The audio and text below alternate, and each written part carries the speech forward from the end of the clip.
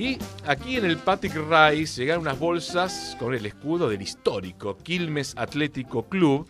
Y cuando abrimos la bolsa nos encontramos con un libro maravilloso que es el diccionario del Quilmes Atlético Club, futbolistas de toda la historia, entrenadores y presidentes.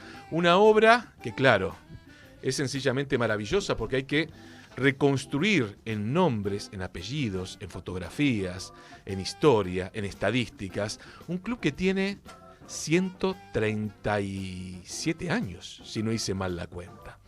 No me quiero meter en polémicas en eso, pero un club del siglo XIX. Y este libro, la investigación de este libro, la hizo un queridísimo amigo, alguien que conozco desde el siglo XX, imaginen. Nos cruzamos trabajando en Quilmes en el año 1999. Teníamos tantos puntos en común que era imposible que no generáramos un vínculo, una amistad. Nos separaba una forma de ver el fútbol. Creo que pasado tanto tiempo hoy estamos más cerca de las cosas, ¿no? El querido Patricio Minig. Pato Minig. Pato, bienvenido a Vila Cancha, bienvenido a Radiográfica. ¿Cómo estás, Patricio? ¿Qué tal? ¿Cómo va? Muy buenas tardes. Sí, es cierto. Nos conocimos hace mucho tiempo, nos conocemos hace bastante. Y he cambiado en un montón de cosas, pero en ese no cambié mucho. Me parece que cambiaste fuiste vos, en cuanto a la forma de ver el fútbol. Podríamos decir menos lírica. Claro. Un poco más sensata. No sé. Pragmático. Pragmático, sí. ¿Para qué tanto? Eran discusiones bizantinas Sí, en aquellos días. Totalmente. Y también teníamos algo en común, ¿no? Que tenía que ver con la investigación del fútbol, nuestra historia. Y Patricio ya venía llevando en aquellos días una investigación notable que, por suerte, se puede traducir en libros, se puede traducir en el museo del Quilmes Atlético Club. Y hoy, Pato, aquí en Vila Cancha, en esta serie que venimos haciendo desde hace un tiempo de tramas en la historia de nuestros clubes, pues nos metemos de lleno en la historia de Quilmes. Pato, ¿cómo nace Quilmes?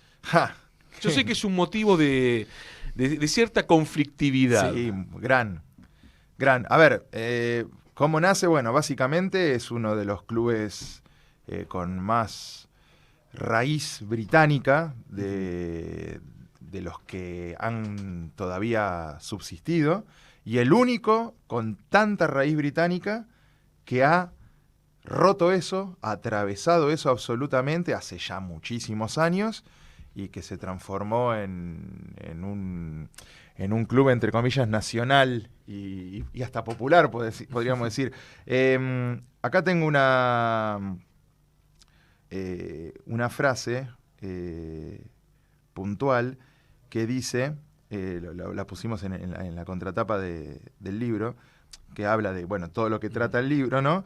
Y dice: esto permite ver la inigualable condición de Quilmes, que es el único de los clubes británicos tradicionales fundados en las postrimerías del siglo XIX, que se mantuvo fiel al juego del fútbol y sin solución de continuidad migró desde una institución apegada a los usos y costumbres anglosajonas que caracterizaron los orígenes del deporte en nuestro país, hasta convertirse en un referente autóctono plenamente integrado a su comunidad local. Creo que esa es la mejor manera de definirlo. A ver, Quilmes, para graficarlo, Quilmes era Lomas Athletic, Quilmes era Belgrano Athletic, Quilmes era, pero no era Banfield, era Lomas. Claro, se entiende. No era Rosario Central, Ferrocarril Oeste, Newell's, era en ese momento Rosario Athletic. Hoy Atlético del Rosario, Plaza Jewel. ¿Cómo llegó Quilmes hasta acá? Es un milagro.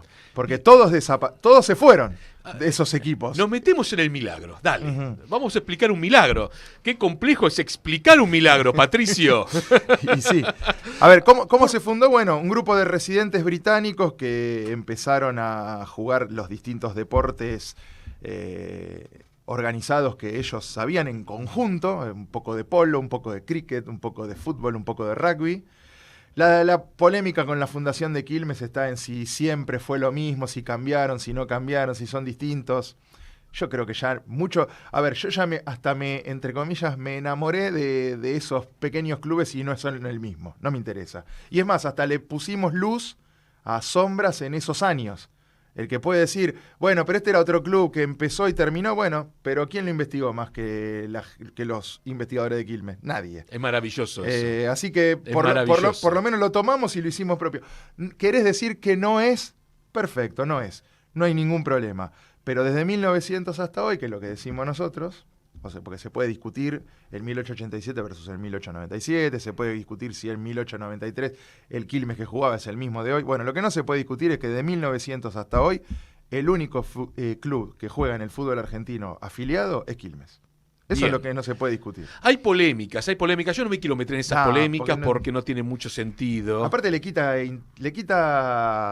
creo que le quita trascendencia a la otra parte, que es la parte más rica, es centrarse nada más que en un conflicto y dar vuelta y no termina más. Salgamos rápido de ahí. Sí. Hablemos del milagro.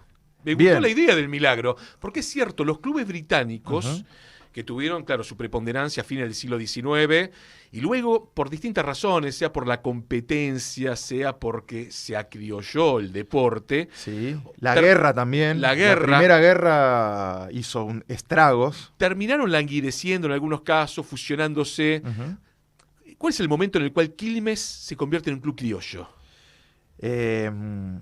Bueno, ¿O me tengo que ir más adelante en el tiempo? No. A ver, en cuanto a la totalidad, sí es más adelante, es a partir del año 37-38, cuando Spencer Leonard, gloria del Alumni, exjugador también del Lanús Athletic, años atrás, que jugaba en el Alumni al fútbol, pero jugaba en Quilmes al cricket.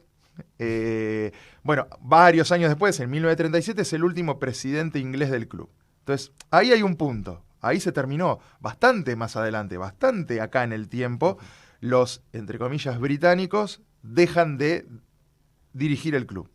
Pero en el fútbol, ya te diría que a mediados de la década del 10 empieza a ser complicado, o a fines de la década del 10, mejor dicho, empieza a ser complicado encontrar apellidos británicos en el primer equipo de fútbol de Quilmes. Un detalle, por ahí pasa de largo para muchos, seguramente para Patricio no.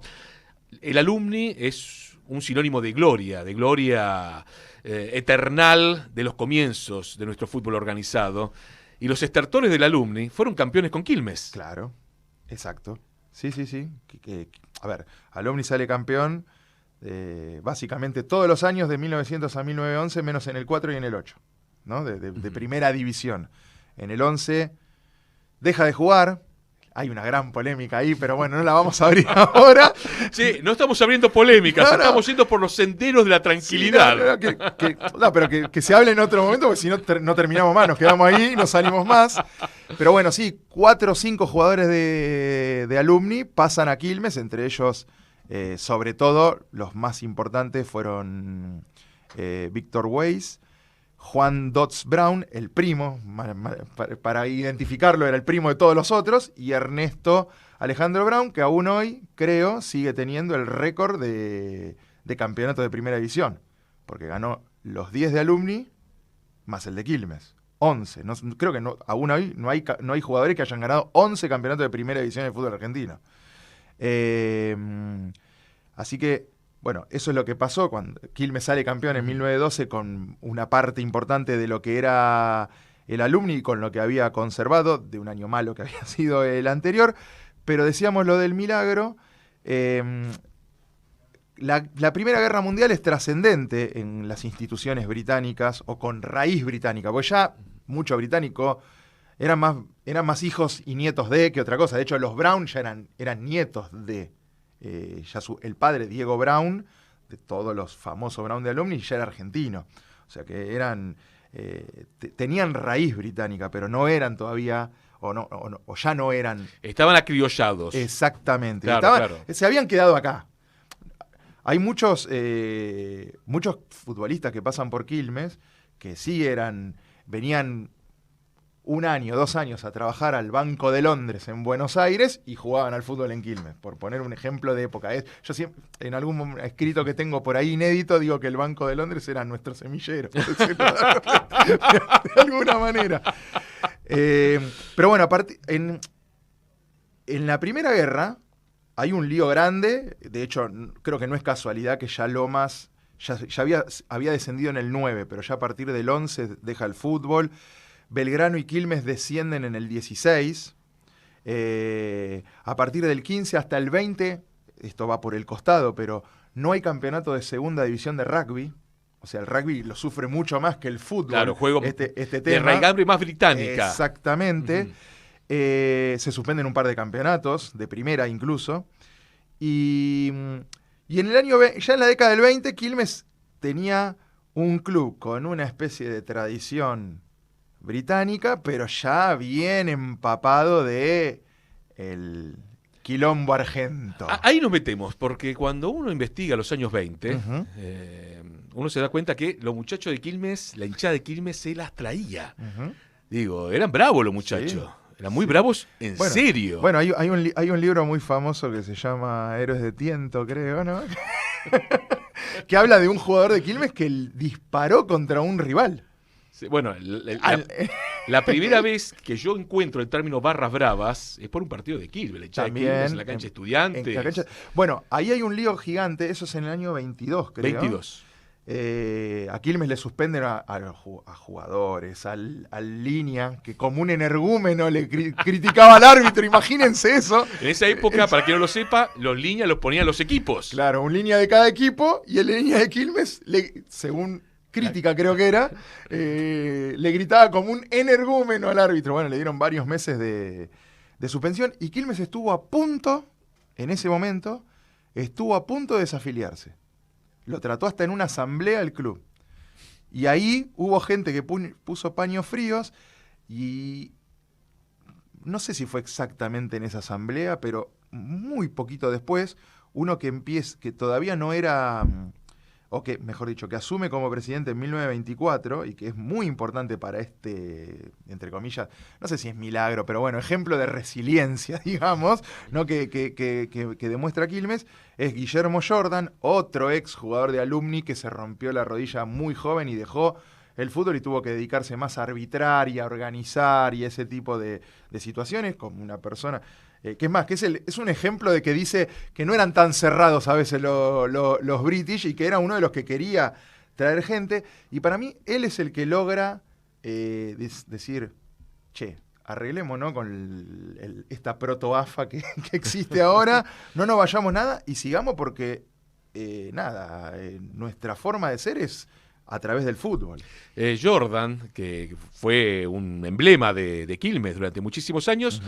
Pato tuvo la posibilidad o tuvo un proyecto de profesionalización que estuvo en discusión en algún momento, ¿no? Cuando el fútbol porteño se profesionaliza en 1931, Jordan dijo, paren, vamos a profesionalizar, pero hay que comprender la realidad de todos los clubes. Sí, presentó un proyecto muy grande que de alguna cosa quedó y otra no. Pero sí, fue una persona muy importante e influyente en esa época. ¿Por qué Quilmes en 1934 no va a jugar el campeonato de primera división? Digo, es raro, ¿no? ¿Descendió o no descendió? Y es asterisco, ¿no? Es asterisco, claro. A ver, la historia dice... La historia oficial, llamémosla, no sé si es oficial, la historia más conocida, no sé si hay una historia oficial, pero la historia más conocida dice que Quilmes y Tigre eran los que menos gente llevaban, los que tenían menos recaudación, entonces en una época en que querían profesionalizar al extremo, los hicieron a un lado. A ver, si uno mira las recaudaciones de esos años, también encuentra que los otros, que tampoco recaudaban mucho, terminaban fusionados. Que son Atlanta y Argentinos y Lanús y Talleres. Uh-huh. La verdad viene por ahí. También a Quilmes no le encontraron novia y a Tigre tampoco para que se fusione. Hubo un intento de que Quilmes se fusione con Sportivo Barracas para aprovechar el estadio de Sportivo Media Vuelta. Pero bueno, no prosperó. Y qué sé yo, viéndolo con ojos de historiador es mucho mejor. Mirá, claro.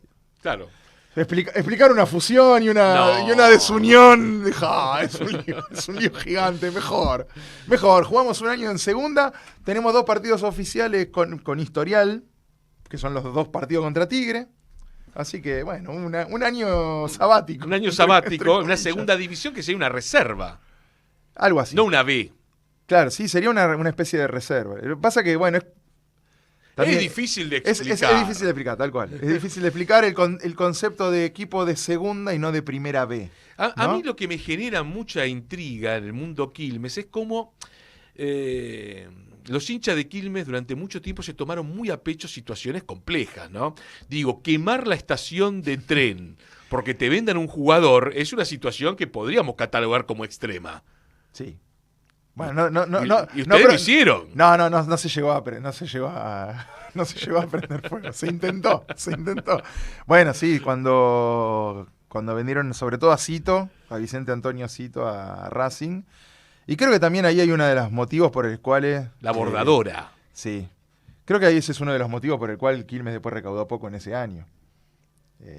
Se fue Cito, se fue Leoncio, se fue Conidares. A Racing, el equipo quedó bastante diezmado. No hizo una campaña deplorable, es una campaña mediocre, común, a tono con la historia de Quilmes, lamentablemente. Pero los muchachos se enajenaron y fueron a quemar todo. Sí. Era difícil Quilmes. Era un pueblo complicado. Bueno, ella tenía el rango de ciudad, todavía era un pueblo y era complicado. Han cobrado jugadores de otros equipos viniendo a buscar jugadores, entre ellos una gloria de Quilmes como Arrillaga, la pasó mal. ¿Pero cómo es eso? Pará. ¿Qué pasó? ¿Cómo que fueron a buscar jugadores? Y pasa. Estamos hablando del Vil Metal, o sea, de gente que fue a... Sí, querían, no sé, reclutar. Afanarse. Querían reclutar jugadores de tucumanos se los querían llevar a River. Y bueno, se enteró la gente. El forastero era detectado. Era fácilmente detectable en aquel Quilmes. Era detectado. Una ciudad de Quilmes que, claro, tiene el rango de ciudad, pero que también tenía no solo mucho de rural, sino que imagino también mucho de cierta gauchesca. Y sí. Entonces se hacía bravo el asunto. Sí. Muy bravo. Se hacía picante en serio. Aparte, Quilmes tenía la cancha bastante lejos de la estación. O sea, un problema grandote para los que iban, claro. Era bastante lejos de la estación. Problema grandote. ¿Por qué es blanca la camiseta de Quilmes? Es un misterio. La verdad es un misterio. Nunca encontré el detalle exacto de que diga por el motivo. Elegimos blanco por esto. Nunca apareció.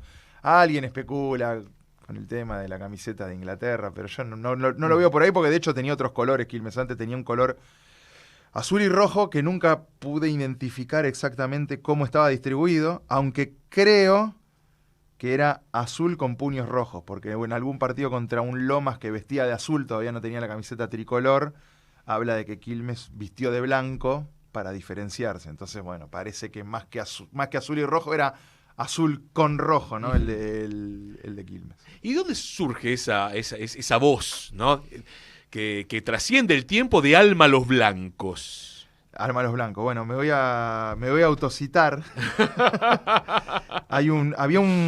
Porque en la historia, esto creo que llama la atención. En la historia siempre pasó, se comentó que el señor Brígido Pozzoni es el que acuñó el término de Alma los Blancos cuando lo usaba para alentar a los futbolistas de Quilmes. Ahora, Brígido Pozzoni también jugó en Quilmes. Ah, mira. Y aparece en el diccionario, obviamente. En el diccionario. Fue half izquierdo en la temporada 1917-1919. Claro, como jugó en segunda, está bastante bajo del radar. Está bastante difícil de raspar y de encontrarlo. Vino de Argentino de Quilmes, así que era un deportista que le gustaba jugar en un lugar y por ahí no tenía... Con todo respeto lo digo, por ahí no tenía cierto nivel para jugar en Quilmes. Primero jugó en Argentino de Quilmes, después llegó a Quilmes cuando Quilmes descendió.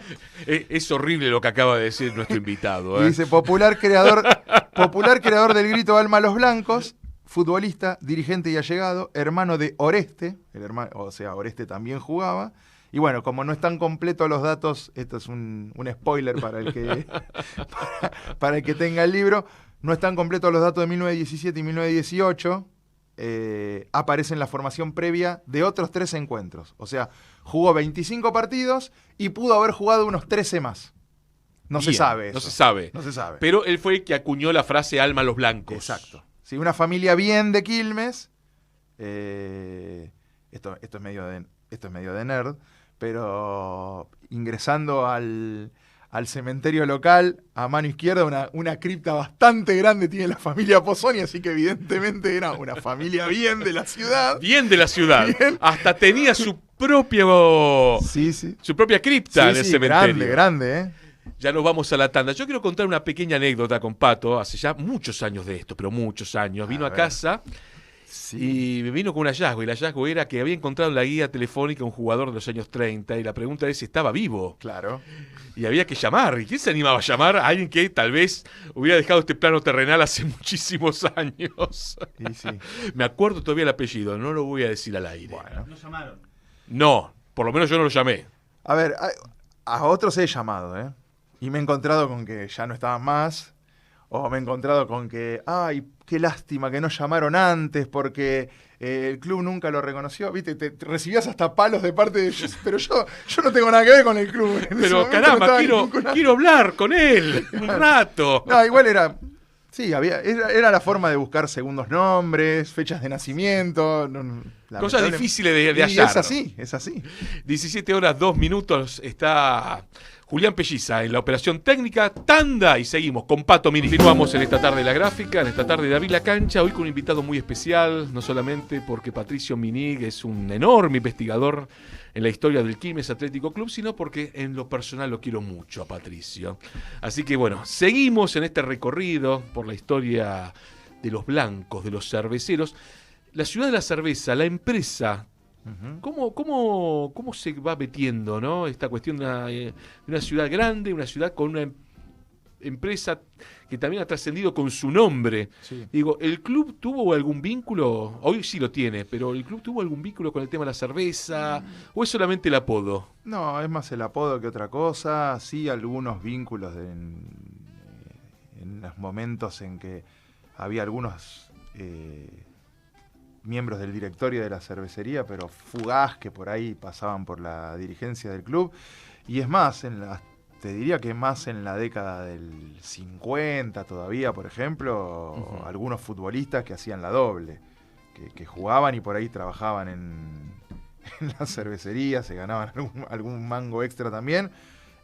Ha cambiado mucho eso. No, notablemente. Ha cambiado mucho eso. Pero no, sí, no sé por qué, siempre tuvo mucho más vínculo con Quilmes que con Argentino de Quilmes. Porque podría ser tranquilamente una empresa, entre comillas, para los dos. Y no es así. Bien, ¿cómo se vive el clásico? Un clásico raro, un clásico que oficialmente no se juega desde el año 1981. 81, claro. Bueno, se puede volver a jugar dentro de poco. El argentino está ahí. Está ahí, en la está pelea. cerca. A la ciudad le gustaría, ¿no? A la ciudad le vendría bien. No sé. O sea, que está claro, vos querés que subiera primera, no cabe duda. Claro, sí, por eso, no sé. No sé, no viví ninguno. Claro, yo en el ninguno. 81 era muy chiquito, ya estaba, pero no. hay Y aparte, registro. antes del 81 se jugó en el 65. O sea, no es que bueno, hace 40 y pico años que no juegan. No, hace 40 y pico de años jugamos 2 veces. Y después tenés que ir más atrás todavía. Se jugó en el 65, en el 64 y tenés que ir a la década del 50. Entonces es un clásico, por supuesto, pero que quedó muy fuera de tiempo. No te Así quiero que- meter en la polémica, pero me obligás, ¿no? Ajá. Y en este programa tenemos la pregunta habitualmente. ¿El clásico de Quilmes? Y no hay. ¿Defensa? No hay. ¿Banfield? Y entre Banfield y Lanús serían los equipos con más rivalidad y cercanos, pero viste cómo es el fútbol argentino. Sí, el tren te lleva por diferentes lugares, ¿eh? Sí, hay que cambiar en Avellaneda. Pero a ver, clásicos son todos los rivales a los que enfrentaste muy seguido, más en segunda que en primera, digamos. Así que no sé, hay mucha rivalidad con Chacarita, mucha con Tigre, con Morón, con Temperley. Pero yo creo que lo que más se asemeja a un clásico es Lanús y Banfield. Pero aún así, es más, en algún momento hice una investigación bien de numerología, digamos, para ver qué me daba. Y respecto al clásico Quilmes y Argentino de Quilmes, básicamente la deducción que se sacaba era que era para Quilmes, para Argentino de Quilmes era mucho más, obviamente, ¿no? Pero para Quilmes era el segundo partido con más recaudación del año. Porque siempre el primero era el que estaba peleando el campeonato en la B. Claro. O sea, si era Gimnasia de la Plata, era Gimnasia de la Plata. Si era Chacarita, era Chacarita. Si era Tigre, era Tigre. Como que, a pesar de incluso todavía ser un clásico mucho más caliente de lo que es hoy, llamaba más la atención el pelear el campeonato contra otro, que, ¿entendés? No sé si No, está claro. Aunque en la historia hay una final. Sí, entre supuesto. Quilmes y Argentino de Quilmes. Sí, ganó Argentino y de lo Quilmes. terminan ganando los mates. Sí. Un desempate en el año 38. A doble partido, sí. ¿Cómo vivió la ciudad? ¿No? Debió ser una locura. Supongo. Sí, por supuesto. Agarró la Se vivía de pelota, otra la manera. pelota y la tiró al lateral. No, se vivía de con otra un manera estilo. también. También se vivía de otra manera. Los jugadores de Quilmes los agasajaron por final. Hoy, ¿sabes lo que hubiese sido? Pero sí, hubo una gran movilización y una gran sorpresa. No sé si gran sorpresa. Cuando uno analiza bien ese campeonato, Quilmes llegó muy diezmado a las últimas fechas. Argentino de Quilmes llegó muy en alza. Y bueno, le ganó por la mínima los dos partidos a un Quilmes con muchos jugadores suspendidos. Y en esa época, cuando te faltaban 2 o 3, no es como ahora, que hay cambios, que hay modificaciones. Eran 11 contra 11 y se terminó, te faltaban 3. Era importante. Bien, así que bueno, bien. pasó eso. No es una excusa, nada, ganó bien Argentino de Quilmes y tuvo su gran momento, creo, para despegar y lo desaprovechó. Bien. Guido y Sarmiento, ¿qué es en tu vida? La infancia, parte de mi infancia. En realidad mi infancia es rara porque pasa por Avellaneda. Yo vivía en Avellaneda, me mudé a los 5 años, viví hasta los 27 en Avellaneda. Pero bueno, era la vuelta a ver los partidos siempre. Ya vi muchos más partidos en el Centenario que en Guido y Sarmiento.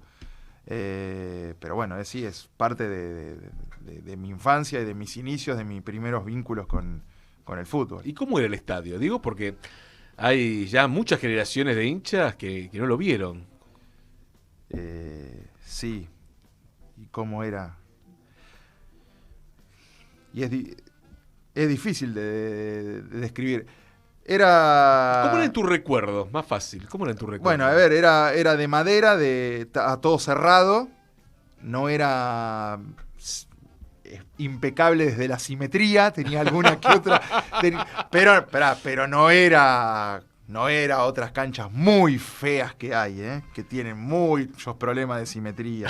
Alguno, por ejemplo, cerca de la zona sur también, que ha arreglado un lateral, lo arregló bastante, pero que, mamita, ibas ahí y decías, ¿qué pasó en esta cancha? Cuánta maldad, No hice nombre. De buen está pensando. No está pensando. No hice nombre. No, ya la tengo, no lo voy a decir. No hice nombre. Pero a ver, era. Lo que pasa que me sale decir era muy parecida a, y tampoco queda ninguna de esas. No, ya está, por eso es. Pero eran 30 escalones con sus codos, una platea de un lado solo, con sus cabinas de transmisión arriba y el resto todo popular de tablón, doble tablón. O sea, había doble tablón por cada escalón, por decirlo de alguna manera.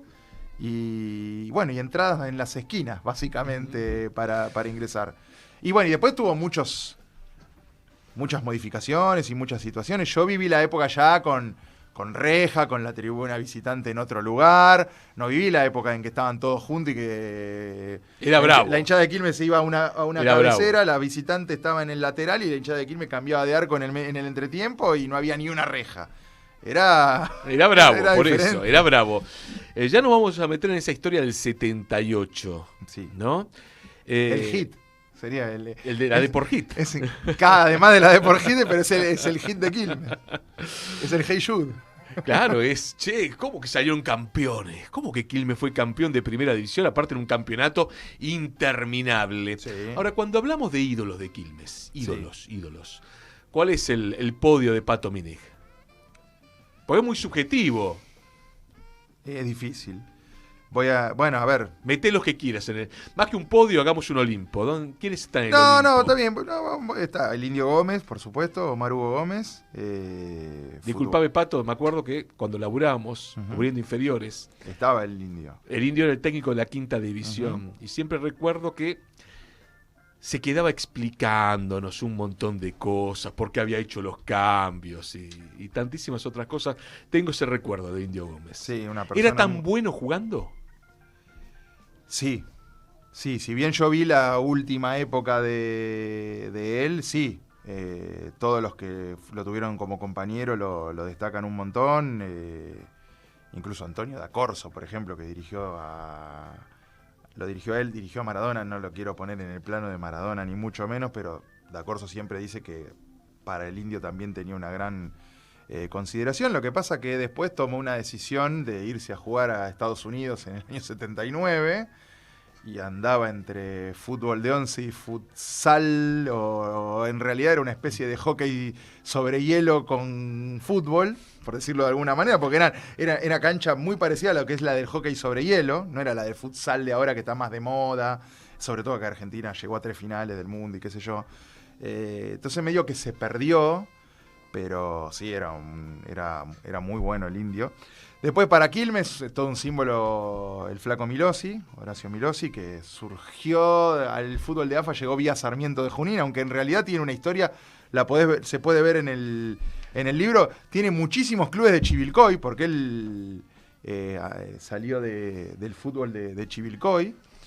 Y a ver, y voy a salir del 78, voy a salir de las cosas fáciles, voy a salir de la época... Horacio Antonio Milossi, 8 de junio de 1948 en Morón, provincia de Buenos Aires, Sí. Marcador central. Jugó entre 1976 y 1980, Metropolitano Nacional, Copa Libertadores 1981 en la Primera B, 1982 en el Nacional y el Metropolitano, 83 Primera B, 294 partidos, 55 goles, procedencia Sarmiento. Otros clubes: La Pampa de Chivilcoy, Huracán de Chivilcoy, Gimnasia Esgrima de la misma ciudad, Belgrano de Córdoba, Colón de Chivilcoy, Sol Boys, El Flaco. De niño se fue a vivir a Chivilcoy y allí tuvo una linda trayectoria local hasta que Sarmiento lo rescató, y ahí comienza toda la trayectoria que se puede ver en este libro, que es el diccionario del Quilmes Atlético Club. Pero decíamos, ¿no? Y el tercero, ya que estamos, te cierro el podio, voy a elegir uno distinto, raro, pero bueno, los que me conocen saben que por ahí lo podía meter, es Juan Ramón Santos, Goleador de los 40. puntero izquierdo de la década del 40, y es el único que jugó más de 300 partidos y que metió más de 100 goles con la camiseta de Quilmes. Bien. Tenías que buscar uno que también diera parte de otra historia, ¿no? Porque la historia de Quilmes no se circunscribe solamente a 1978. No, por supuesto. No. No, digo porque tal vez en la idea general, sí, es un club histórico, pero no, Quilmes es el 78 y nada más. No, tenés un montón de historias. Sí, tal cual. Y más cercano en el tiempo no entra ninguna. Digo, porque hay como una cuestión en muchos clubes, tal vez, del ascenso metropolitano, que le faltó esa referencia, ¿no? Digo, en los lo 90, que pasa, y a ver, bueno, siglo. en los 90 puede ser Sí. Adrián Giampietri, Rodrigo Braña, el Chapu Braña, Miguel Caneo. Sí, Quilmes tuvo sus Cauteruccio como goleador. Sí, Quilmes tuvo su movimiento. Lo que pasa que, bueno, primero que los historiadores somos más raros, vamos más para Sí. atrás siempre. Sí, Y obvio. aparte, con todo lo que leí en la década del 30, del 40, del 50, déjame que te lo cuente. Básicamente... Lo que viste tiene que estar a la altura de eso para recién hablar un poco. Claro, eso por una parte. Y por otra parte, en los tiempos modernos, para los clubes chicos es más difícil, porque te duran menos los jugadores. Entonces, y vos lo tratás de comparar con el que te jugó casi 300 partidos, y bueno, igual, justo Braña, Caneo son del club de los 200, así que ahí tenés cosas raras que pasaron en los últimos años también. El Máquina, un jugadorazo. Sí, Giampietri un gran jugador. tuvo una lesión que fue fundamental para mal en su carrera, y que lo perjudicó mucho. Creo que lamentablemente a partir de ahí no volvió a ser el mismo, pero era un pibe que tenía un talento impresionante y es un pibe macanudísimo, muy, muy buena persona. Pato, como hincha, ¿cuál fue el campeonato ascenso que más festejaste? El de 2003. El ascenso de 2003. ¿Es cierto, Pato, que el plantel de Quilmes se está riendo? No sé. No sé. No, por las dudas no. ¿Tuvo podríamos decir, un altercado bastante severo previo al partido? Sí, en 2003 sí. Hay un jugador que tiene una marca en la foto. No, digo, parecía que Quilmes no volvía más a primera. Y fueron muchas frustraciones. Así que sí, el 2003 fue el más festejado, aunque el de 2012 también fue una cosa terrible. Llegar de atrás y ascender con River en ese Nacional B que tenía Gimnasia. A Central. Bueno, un instituto que arrancó con todo y que después desbarrancó sobre el final, pero que tenía un equipazo, tenía a Dybala jugando en instituto. Estaba Huracán también, que tuvo una mala campaña, pero estaba Huracán también. Creo que estaba Ferro. Chacarita, Ferro no estaba. Ferro jugó. Ferro estaba también. O sea, era el Nacional B con más equipos importantes de toda la historia. Bueno, ya con River ya era algo extraordinario. Duró una fecha duró el no hay hinchas visitantes en el Nacional B. Hasta que River fue a Mendoza y Malvinas Argentina estaba repleto. Exacto.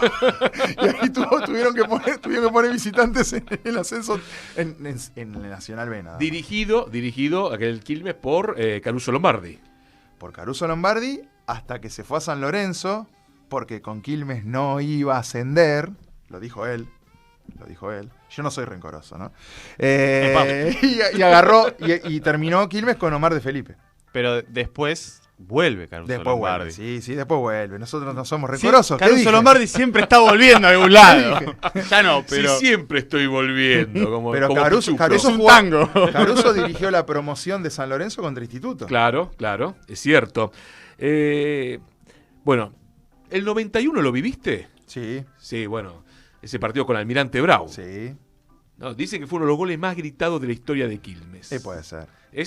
El de Gaspari, el de Gaspari es eterno. Sí, seguro. A ver, vamos a meternos en los mitos, ¿no? Sí. Octubre de 1978, última fecha del Metropolitano. Sí. ¿Quilmes con la obligación de ganar en Arroyito? Uh-huh. Sí. Un punto arriba de Boca. Boca en la Bombonera. Contra Newell's. Ganaba seguro. Era muy probable, pero venía de empatar en cancha de Chacarita con Estudiantes de Buenos Aires, que se iba a ir al descenso, Uh-huh. y Quilmes ganó en cancha de Banfield, porque tenía la cancha suspendida, a Chacarita, y ahí le sacó el punto de ventaja. Así que sí, iba a ganar Boca Newell's, pero también iba a ganar en cancha de Chacarita contra Estudiantes. Lo que es maravilloso es la procesión de hinchas. Sí. ¿No? Porque es un acto de amor y de fe. Sí, bueno, interminable la caravana que fue hasta Rosario, que siempre yo bromeo con decir que Rosario en esa época estaba más lejos que ahora. Y porque claro, no estaba la autopista. No había autopista, no había aire acondicionado en los autos, ¿sabes lo que era en esa época? En gran parte del camino a paso de hombre hasta Rosario no llegabas más. Y yo siempre a mí lo que me gusta destacar del campeonato de Quilmes, que hay un montón de cosas, pero punto número 1, se jugaron 42 fechas. Ya para arrancar son 42 fechas, 40 partidos y una fecha libre. Se jugaron entre marzo y octubre, o sea, no se usó todo el año. Y se paró 2 meses por el Mundial 78 el campeonato. O sea que fue una carnicería, y de esa carnicería salió Quilmes adelante. Lo único que tuvo a favor Quilmes en ese momento fue que durante post-mundial se jugaba muchísimo miércoles-domingo para llegar, porque si no, no llegabas. Era imposible, no te alcanza el año. Y el único changüí que tenía era que justo en ese reparto de días le quedaban los domingos de local. Entonces, bueno, como que los domingos jugaba con un poco más de gente que cuando iba de visitante los miércoles a la noche, por ahí. pero es nada. No, claro, es sutil. Y un plantel de 20, 22 jugadores que tuvieron minutos, porque casi todos jugaron un montón de una altísima cantidad de partidos, y lograron que el Boca, campeón de América y campeón del mundo, no meta el doblete que no pudo meter nunca ningún equipo argentino, que es salir campeón de la Libertadores y del campeonato de Primera División al mismo tiempo. Y estuvo a esto, Boca. A nada. A esto de Boca. Pregunta, porque fue un partido memorable. 28 de octubre, ¿no? 29. 29 de octubre de 1978. Claro, entra en la historia el marplatense Jorge Gaspari, ¿no? Porque es como el Chango Cárdenas en Racing. Exactamente. ¿No? Le pega de lejos la pelota.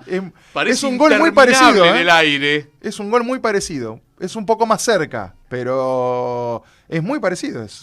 ¿Tuviste la oportunidad de hablar con Gaspari? El de Cárdenas fue de zurda también. Sí, claro. Claro, son dos zurdazos y Gaspari era diestro. Es rarísimo, mete un zurdazo, la cuelga en el ángulo. Sí, con Gaspari hablé un montón de veces. La pregunta es, digo, porque por ejemplo en el caso del Chango, la historia dice que Maschio le grita, pegale. Alguien le grita a Gaspari, ¿le salió pegarle de zurda? No, se vio solo y tiró. Y fue gol. Se vio solo y sí. Y es eterno. Sí, por supuesto. Y es eterno. Sí, Qué bárbaro. Sí. Es más, hasta ahora están proponiéndolo como ciudadano ilustre de Quilmes. Vive en Quilmes hace muchos años. Volvió a Mar del Plata y ahora está de vuelta. Es más, está en el club últimamente. Bien. Hasta ahora. Bien. Pato, ¿cómo surgió la idea de este diccionario del Quilmes Atlético Club? Bien, la idea fue más de Gustavo Belisario, mi coequiper en este trabajo, que siempre decía, ¿por qué no hacemos un diccionario? A ver, hay un libro muy bueno que se llama Azul y Blanco Mi Corazón de Quilmes, que ya tiene igual 17 años y que está esperando una segunda edición. Le estoy tirando un poquito de presión a Juan Manuel Polini y a Ignacio Lombán. Yo le estoy dando una mano también, pero bueno, están avanzando en una segunda edición. Yo soy músico invitado, ese es de ellos. Y ese libro que abarca casi toda la historia del club, casi que se plantó en el centro del ring y es difícil de encontrar algo diferente para hacer. No imposible, pero es difícil. Entonces, bueno, Gustavo me venía proponiendo lo del diccionario. A mí no me terminaba de convencer, hasta que, bueno, llegó un momento que dije, bueno, está bien, vayamos para adelante, busquémosle esta vuelta. Vamos a poder dejar de ser una especie de línea en otros libros, de fuente de consulta o agradecimiento y qué sé yo, así tenemos algo propio. Y me gustó además agregarle sobre todo la parte de los presidentes. A mí es lo que más me divirtió, encontrar algo distinto y aparte algo mucho menos conocido. Claro. Bueno, uno de estos libros va para la familia, de un expresidente. Sí, es verdad. Fugaz. Sí. Fugaz. Interino. ¿Lo recordás, por favor? Sí, Lionel Baqués. Que da la casualidad que mi hijo Félix juega con el nieto. Claro. Con el bisnieto, ya está. Con el bisnieto. Con el bisnieto. Y cuando le contaba a la familia, no, hay un diccionario de Quilmes. Pues me habían dicho que el abuelo había sido presidente del club, se emocionaron muchísimo. Así que bueno, uno de estos libros va para la familia.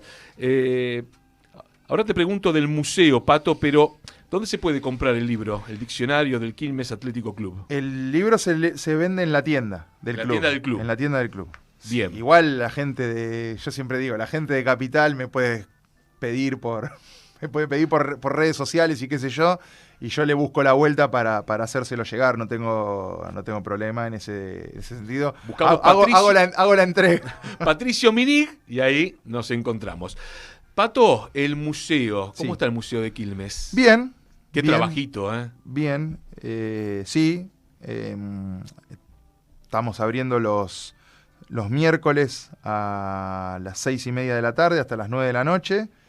Después cada tanto surge, tiene que venir alguien o viene alguien o nos preguntan si se puede abrir para que venga un colegio y le buscamos la vuelta. Lo que pasa es que lo atendemos las personas que trabajamos, entonces no es tan sencillo en horario laboral. Por eso viene un feriado acá también. Claro, es verdad eso. Es verdad, damos fe. ¿Es feriado? No sabía. No es tan sencillo, pero bueno, sí, estamos contentos. Tenemos cosas lindas en exposición. Arrancamos llenándolo de contenido porque tal vez los que lo organizamos no somos coleccionistas, pero después de la mano de coleccionistas o de gente que vivía cerca del estadio y que fue recuperando cosas que hubiesen ido al olvido y a la basura incluso, tenemos unas cuantas cosas para ir mostrando. Por ejemplo, algo que vos digas, che, esto hay que ver en el Museo de Quilmes. Bueno, a ver, tenemos lo que es la maqueta del Estadio Centenario, es muy linda, pero bueno, es un poco más conocido. Hay una maqueta más artesanal de Guido y Sarmiento que es muy linda. Hay una especie de también de réplica a un tamaño más grande de cómo eran las medallas que le dieron a los jugadores de 1912 de oro, porque hay uno de los nietos del campeón del 12 que armó una especie de con impresora 3D o algo por el estilo, no recuerdo bien qué técnica usó, y nos hizo las dos caras de la medalla y en un tamaño mucho más grande. Bueno, muchas camisetas, algunas que otras pelotas también. Hay una pelota de Arroyito, está la camiseta de Milossi. ¿De Arroyito? Sí. O sea, se la venera, o sea, entran los a nosotros nos gusta decir que se arrodillan y veneran. Algo así, no sé si para tanto. A nosotros nos gusta decir que es la del gol de Gaspari, no lo podemos comprobar, pero bueno. Es la del gol de Gaspari. Sinceramente no lo podemos comprobar. Pero bueno, hay varias cosas. Y siempre aparecen distintas aportes de socios o de hinchas que los vamos incorporando. Bueno, Pato, la última. Pensábamos con Nehuen en hacerte esta pregunta o no. A ver. Es complicada. Caramba. Y nos mete en el mundo de lo esotérico. ¿Por dónde vendrá? Lo decimos sutilmente, ¿no? ¿Siguen visitando y pagando deudas? Lo preguntamos sutilmente. No lo creo. Espero que no. A mí nadie me lo dijo. Espero que no. Espero que esté todo saldado. Eso está todo saldado. ¿Está todo saldado? Sí. ¿Podemos blanquear algo? ¿Qué quieres saber? ¿Qué hay de cierto? O sea, lo queremos en la casi voz casi todo. Oficial en de la gente del Quilmes Atlético Club. Año 1994. No voy a hablar a título oficial de Quilmes Atlético Club. Bueno, salimos. A ver, eso pasó.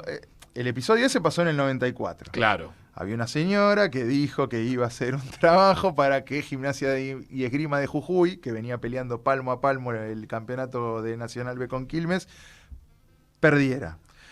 No sé por qué, si tenías ese dato, además se habló con el plantel de Douglas High de Pergamino. Se habló y nada más. No. Gente de poca fe, podríamos decir. Claro. Bueno, resulta que cuando se va a jugar ese partido, Gimnasia y Esgrima de Jujuy pierde en Pergamino. 3-0, ¿no? Pero el partido de Quilmes no se juega. Se suspende, el de Morón. Se suspende con Morón. La bomba de estruendo. Claro, un 3 tiros, cae y le explota cerca de un oído a Cuenca Saldívar. Una lesión seria y comprobada, no como una que pasó hace poquito tiempo, pero bueno, no importa. No importa, no, estamos con 3 puntos menos. Todavía. Meta, Pato, meta, diga, sí, hable. Sí. Cuenca Saldívar cuando se jugó el partido a la semana siguiente estaba afectado en serio y no jugó. No, está claro. Y no jugó. Y es más, le hizo un juicio al club y creo que se lo ganó, y en justa medida. Si te perforó el tímpano una bomba de estruendo, si perdiste la audición. Claro. Sí, no sé si perdió. Total, debe haber tenido un problema. No, la verdad no estoy ahí, no me quiero meter en un lío. Pero bueno, no se jugó el partido, entonces la señora vino a decir, che, yo ya cumplí. No, pero todavía no se consumó el acto completo, era doble la cosa. Era que perdían ellos y que ganaba Quilmes. Y se enojó, se lo tomó mal. Y bueno, y nunca más nadie fue a La pregunta es, ¿cómo salió ese partido cuando se jugó entre Quilmes y Morón? Ganó Morón, obviamente. Ah, claro. Porque la señora se enojó. Bueno, ganó porque Morón ganó, punto. Bueno, después Gimnasia le gana a Quilmes 1-0. No. Quilmes y Gimnasia empataron 2-2. Empataron 2-2. Pero Quilmes nunca pudo alcanzar a Gimnasia de Jujuy. Gimnasia de Jujuy ascendió a primera. Bien, pasó el tiempo. Mucho. Quilmes, y alguien dijo, ¿te acordás que había una señora? Quilmes perdió una serie de ascensos muy curiosos. Claro, y ahí alguien dijo, che, ¿te acordás de esto? Bueno. Y ya está. Y ya había partido la señora. Hubo que dejar la guita ahí. Se dicen, no Dicen, sé. dicen. Yo no tengo nada. Una ofrenda le hicieron. Claro. Una ofrenda. Claro. Ah. Pato querido, gracias. Gracias por favor. acompañarnos. Ahora abrimos un poquito el plano de la cámara. Nombre y colegio, por favor, a la criatura. Yo soy Matías Angelmini, hijo de Patricio. A ver, al micrófono. Acá, más cerca del micrófono. Hijo de Patricio. ¿Y a qué colegio vas? Te preguntó. Al Joaquín B. González. Pero no el que está acá cerquita, en Barracas.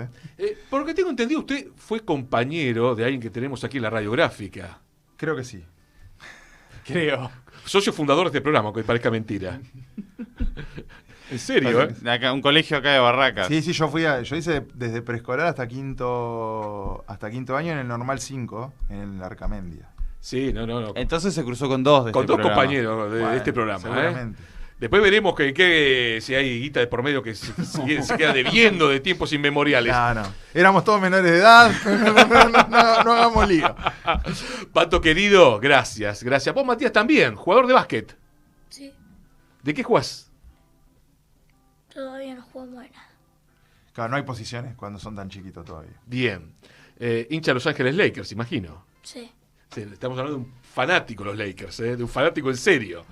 De esas personas que se meten a discutir con pasión, en este caso, la vida institucional y deportiva de Los Ángeles Lakers. No, institucional no hay. Eso es una sociedad anónima. Pato querido, gracias. Gracias por por favor, acompañarnos. ustedes. Gracias, Matías.